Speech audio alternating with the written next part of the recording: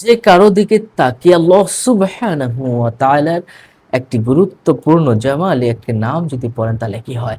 আপনার অধীনস্থ লোক আছে, নিম্নপদস্থ কর্মকর্তা কর্মচারী আছে, অথবা চাকর চাকরানী আছে, অথবা আপনার কফিল খুব নির্দয়, অথবা আপনার মালিক খুব নির্দয়, মানে খুবই খারাপ ধরনের একজন মানুষ, অত্যাচার করে, নির্যাতন করে। আপনার স্বামী, আপনার শ্বশুর-শাশুড়ি আপনাকে নির্যাতন করে, তাহলে আপনি আল্লাহ সুবহানাহু ওয়া তাআলার এই গুরুত্বপূর্ণ একটি নাম করে ফু দিন। আল্লাহ পাকের নামের যে কি পাওয়ার, কি ফজিলত রয়েছে, যারা আমল করেছে তারাই এটা পেয়েছে। যারা আমল করেনি তারা কি করে পাবে? আল্লাহ সুবহানাহু ওয়া তাআলা নিজেই বলেছেন, ওয়ালিল্লাহিল আসমাউল হুসনা ফাদউহু বিহা। আল্লাহর সুন্দর, সুন্দর নাম রয়েছে, তোমরা সেই নামসমূহে তাকে ডাকো। যারা জ্ঞানী, যারা বুদ্ধিমান, তারা তো আল্লাহ পাক রব্বুল আলামিনের নামে ডেকেই তারা পথ পেয়েছেন এবং তারা উপকৃত হয়েছেন। যার কারণে কিন্তু আমাদেরকে এই আমলগুলো দিয়েছেন এবং আমরা আমল করে এই বিষয়গুলো পাই।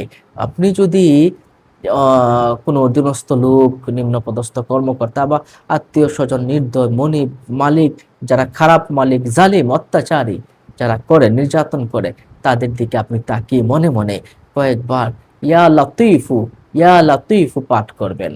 ইনশাআল্লাহ কয়েকবার তাকিয়ে শুধু পাঠ করে দেখেন, আপনাকে ভালোবাসবে, আপনার প্রতি দয়ালু হবে। ইয়া লতীফু, ইয়া লতীফু, ইয়া লতীফু, এটা কিন্তু আপনি পড়বেন। ইয়া লাতিফু, ইয়া লাতিফু, ইয়া লাতিফু, ইয়া লাতিফু, দয়ালু। এটার অর্থই হলো হে সূক্ষ্মদর্শী স্রষ্টা, হে দয়ালু, ইয়া লাতিফু। তাহলে কিন্তু আপনি বুঝতে পারছেন যে এটা কত পাওয়ারফুল একটি সিম।